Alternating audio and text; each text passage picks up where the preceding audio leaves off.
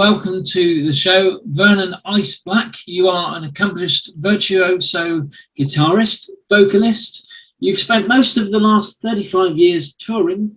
You've done recording and film track work with music legends such as Stevie Wonder, Herbie Hancock, Whitney Houston, Aretha Franklin, and Chaka Khan, to name just a few. Your work can be heard also in films such as The Bodyguard, License to Kill, and Beverly Hills Cop 2. You've also done multiple advert jingles for people like Jaguar, Chevrolet, and Levi's. So you've done loads of work. You've also done video game work for Sony PlayStation and EA Sports. So your work is everywhere to be heard. So welcome to the show, and please tell us more. That was a mouthful. I can't follow that act. That's a hard one to follow. What can I say? I grew up playing music with Skyler Jett. That's about it. That's the only way I could follow that up. Man, how was everybody? That was an intro. You're good. No. As soon as he said Stevie Wonder, you have to go no further than that. Yeah. It was great to meet up with you guys. I'm honored to be with you, man. Invited to the party, and music for global change, man. That's the mantra, man. That's what we do. Yeah, we trying to change the world, man. With musicians and great artists and producers and filmmakers and stuff like that, because the industry is almost gone. Yeah. So if we're gonna do it again, let's do it right. Take the racism out of it. Take age discrimination out of it. Take image out of it. The way you look has nothing to do with the way you sound. Because if you close your eyes, you still like the way you sound, right? You're still you're still coming in, right? And it's coming from this deeper, higher source. So visually, I have nothing to do with that. That's exactly right. Yeah, I feel you. Vernon, you and I have been playing for 300 years or something, but the cool thing about it is, man, like, you're like one of my favorite guitar players in the world. And I love you, man, because like you said, from source, when you start doing a solo, you don't know what you're going to do. You just go, and your feelings come through your fingers and that tool of a guitar, right? Right, yeah. I don't know if I sent you this thing when we did a bumper shoot, 1995, when we played for Jimi Hendrix. Yes. I got a rehearsal tape of that thing. Oh no, I haven't seen or heard that. They have to have all the video to that show that we did. Yeah, and we need to. Yeah, we need to try to get that. I'll reach out to see if we can get that and spread that, because that was a beautiful global love experience too. Yeah, it was about that. It was the world celebrating the family getting Jimmy's estate, getting the rights to Jimmy's estate, where before that, and those record company exec owned all that stuff, man. So that was a global thing, some global change. Yeah, yes it was. Now you're doing a lot of global humanitarian work as well. You and I had a title together, One World. I wrote a song called One World. You wrote a song called One World. Tell us about your One World. It's quite the coincidence too, by the way. Yeah. Still connected like that we are. It's just that, man. The vision, the hope, the belief that I know it can be done. Ness of just one world, and it's like how the saying goes: one band, one sound, one team, one championship. Everybody is part of that same team that creates that championship. And metaphorically speaking, it's just like that with these humans, man, on this planet. We're all on the same team. Many folks don't realize it.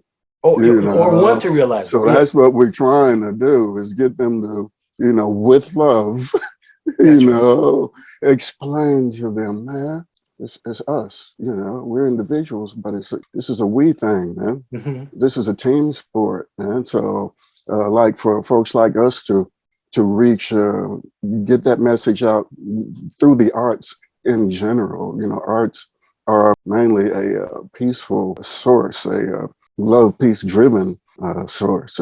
That's really it. That was my song, and it's a little political, but politics are there. Yeah. You know, we got to deal with that. They're among the top of the list of folks we need to get the message to. So, yeah, so man. yeah, there's some political words in there, man. But speaking of politics, it was very inspired by Barack Obama's presidency. Okay. Yeah. Okay. I listened to him a lot. And I followed Carrie and I both. You know, we were following this politics thing, and you know the adversity that he had to deal with and had to, you know, go around or work, compromise, that kind of thing. Man, that's what the song is about. That's what our thing is about. That's what your thing is about. Yeah. Music for global change, man. I love it. So thank you, brother. it's very tight. I want to come back. It ain't over yet, but before it's over, I want to come back. Man, I'm still gonna stay on you forever. You belong to me. That's my favorite song. You know? Same here. Vernon got a song, man. I just absolutely love, man. And I can't get it out of my hair. I don't care how many songs he write. That one is a smash hit, man. You know what I mean? So there you go. Tom, you got a question? Thank you, I have, yeah. I mean, I read from your details that you are an innovator of musical instrument design and that you actually design your own electric guitars as well. How did that come about? Well, good question, man. I just as a young guy coming up and playing and trying out different guitars, trying to find different sounds. Which guitars have those sounds? Which ones are close to what I'm hearing? Just something I was hearing and feeling inside myself that I'm just blessed with. You know, the higher source just dropped it in, and I'm just kind of following the lead of that as I'm experimenting and learning and playing music and trying guitars out. And I just discovered that I couldn't find a guitar that really did what I really was hoping for, sounding like. You know, I also, you know, I'm blessed to be pretty versatile as far as music genres. So I also wanted to get or design a guitar that could have a true jazz sound, a true rock sound, a true out of phase Stratocaster sound, a true bluesy sound, a thick Les Paul sound, or whatever, that kind of thing, you know. And actually, all three of my main ones have a preamp in them. So that's something else. When I started doing sessions, and quite often would plug the guitar straight into the board instead of going through an amp, just to get it as clean as possible. So the preamp helped with that too. You know, we didn't really have to go through any extra mic pre's or anything. Still doing it, still running with it. Still at it, man. Yeah, Ryan, you got a question? I do. You know, I looked at your accolades and your record of work, but one stood out to me. So you worked on Mariah Carey's debut album. Mariah Carey. She was like, what, 20, 21 years old or something. So I know that album came out because it came out the day after my 12th birthday. And I was like, I'm a man now. And Mariah Carey is for me. You know what I mean? I need this album. So when you step into the studio, you get a call like that, debut album or whatever it is. I mean, obviously you work with a lot of legends, but when you step into the studio, you lay down some tracks. Is that what they say, Dad? You just lay it down. Is there a sense sometimes that you just know that like this song or this album is going to be a mega record-breaking multi-platinum phenomenon, or you know what I mean? How's that work? That's a great question. I haven't really felt like this is going to be mega. Oh my God! But I have felt like, man, this is some big shit. Okay. This is big. This gonna be cool. This is big. And I remember when first meeting Mariah, and we had already done some Whitney Houston tracks. So everybody was saying, "Hey, this new girl, we're gonna work on this new girl's record." They say she's gonna be the next Whitney. Yeah. Wow. Okay. All right. Well, I hope so. That'll work. That works for me. Big shoes to fill. Yeah, for sure. You know, but I think also, man, in me deliberately, I try not to think of that kind of stuff because I think it can get in the way. You know, I always want to try to do my damnedest best all the damn time, right? Every time, man, any and every time. So after that, man, just let Most High drive the bus and let's see what happens, you know? There you go. Yeah. But the more we worked together, I will say, Yeah. it was obvious that, ooh, this is some other, okay, 18 number ones. I bet she's going to, it wasn't like that. She's going to have the more number ones than the Beatles. Right. Wow. I didn't see that happening, but it felt like something pretty strong was it as the years went on. Oh man, stronger and stronger for sure. Very cool. And she got stronger and stronger. That was a fun ride to be on, was to watch her and you and be toured part with of her that. as well, right? Man, for 12, 13 years. Yes. Oh, wow. Yes, man. All those early TV shows. And I was lucky because, she would break in the early years. She would take longer breaks than she did in the later years as far as touring. So that's how I was still able to play with Mays and Herbie Hancock and still not lose the Mariah gig. Right? Yeah.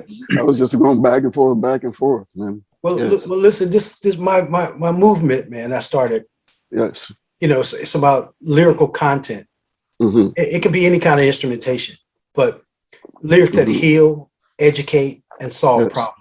Right. Yes. Yes. And there's, I've been to 36 countries, and every country I've been to, there's always been somebody that writes some kind of social conscious music. Right.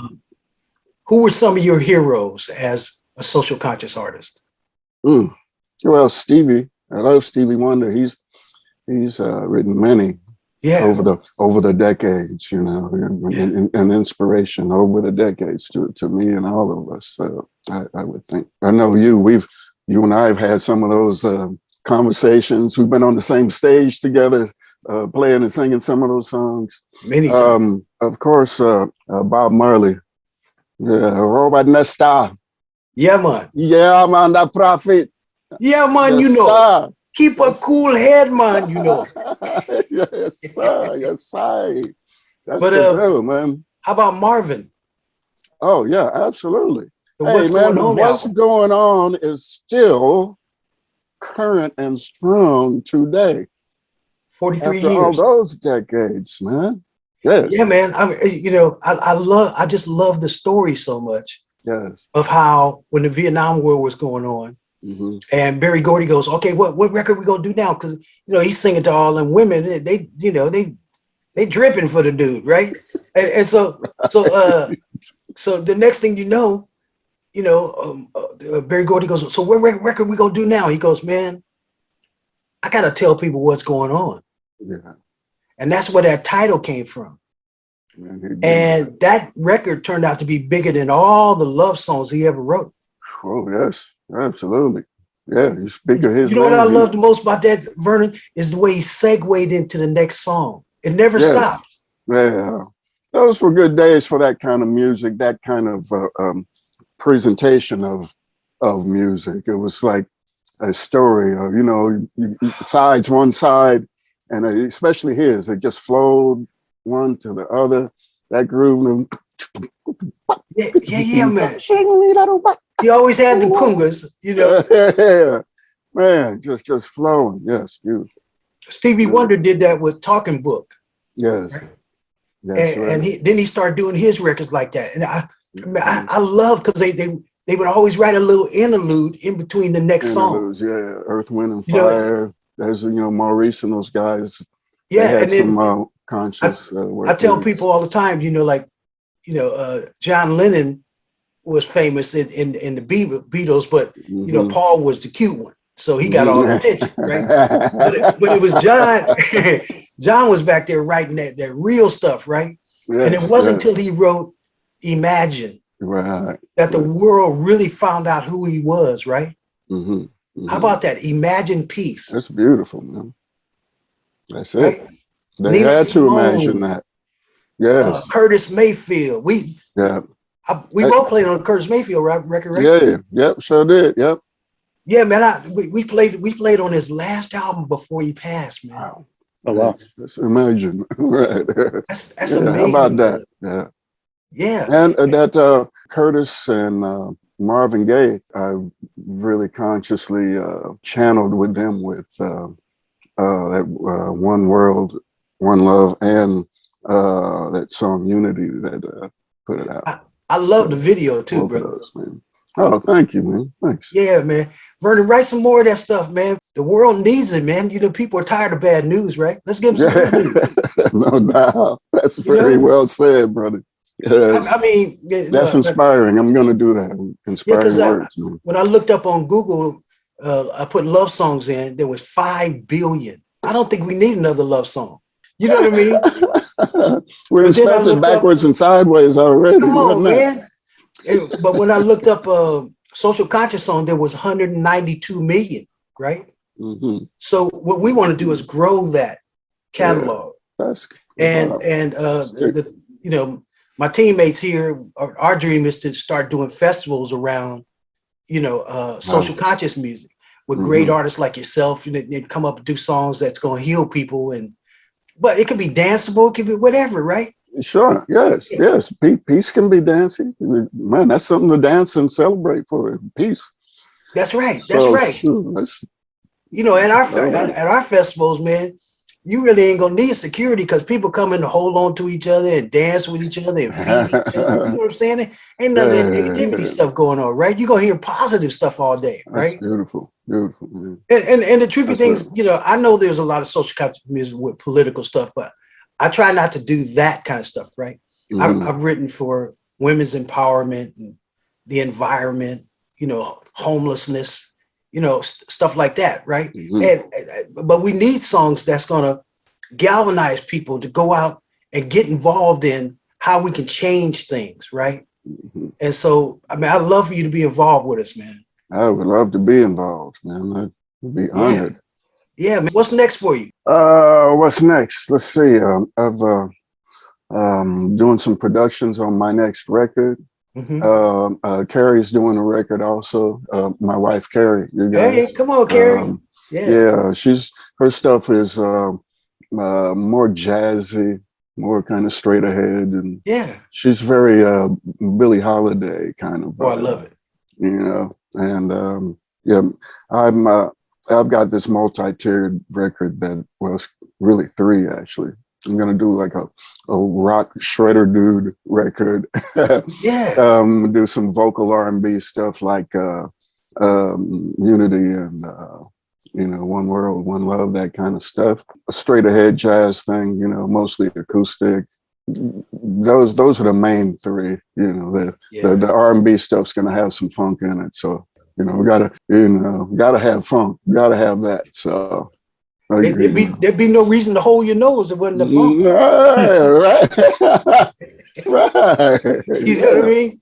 So, Ryan, you got another question before we go? So, I was looking up, you know, obviously searching the Googles for Vernon Black, and Google goes, "Hey, did you mean Vernon Ice Black?" Yeah. So I was like, "Yo, I gotta know.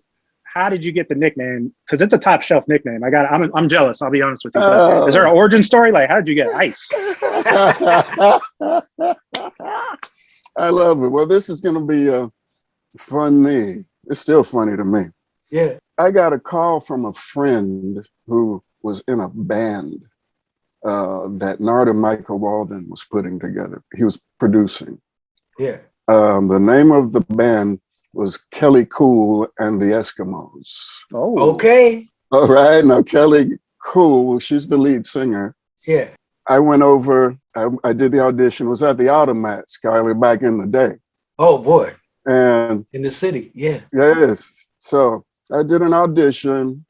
I got the audition. Narda, Randy Jackson, Walter Afanasieff, Corrado Risticci, they all came in. Narda came in first. Then Narda went and got his boys at the time, his band, brought them in, and they all in there listening to me do like the last 2 songs or something. And then Narda says, "Okay, man, you got the gig. You got it. Everybody, y'all like him? Yeah, like him.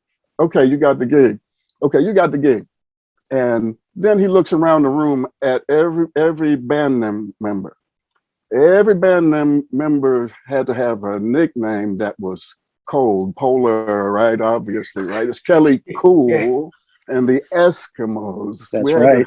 So, okay, what's your name? Okay, Greg Glacier. What's your name? Oh, Kenny Snow. What's your name? I said, and then he stopped asking people. He said, hey, is anybody in the room named Ice yet? And they said no. He looked at me, pointed his finger at me, and said, your name is Ice now. Bye, I gotta go. And they walked out the room. Okay. That's it. That's how it happened. Damn, man. And then from that point on, every time I played on a record that he had produced, that's how he labeled me. Ice Black. Vernon Ice Black. So from that point on, I had to use that name, and here I am. I love it. I love it. You right. You're right. That shit's hot. I mean, we need it. That'll melt it, but You've done writing, obviously vocalist, you've done your guitar work. Do you have a real passion for one or the other, or do you just do all of it? Where's your passion gone? I don't know, man. I like it all. That's funny. I was thinking the other day I don't know why that thought came up, but man, if I couldn't sing anymore, or if I couldn't play behind, a great vocalist anymore, wow, I don't think I could handle that. And then I flipped it around and said, man, if I couldn't just play and solo well and accompany great soloists, man, I would miss that. Wow. Yeah. And then I thought, man, why am I thinking about that? Where'd that come from? Yeah, man. But it's funny you asked that because, and it's literally just a couple of days ago. Interesting. Yeah, that's good. Well, I like it all. I like them all. I love playing behind, all these, especially my heroes, man. Aretha Franklin, man, it's a hero, man. Yeah. Whitney, Mariah, Celine Dion, just all these badasses, man. I love playing the support role, and I also love being on the stage with Herbie Hancock, and I'm playing a solo on his stage, and he's supporting me. Yeah, man. Sure. Woo. Yeah. Man, you a heavyweight. I don't know brother. what to say, dude. Yeah. You a heavyweight, brother. You always been. I used to be. I'm losing weight. I'm working on it. I'm getting down to the light middles now. Yeah. Oh man. Well, listen, Vernon. Bless you, brother. I love you. I haven't seen you so long. Love you much, brother. Namaste, man. Thanks for coming on the show. Yes, you got it. Thank y'all for having me, bro. God bless. Appreciate it. Really cool.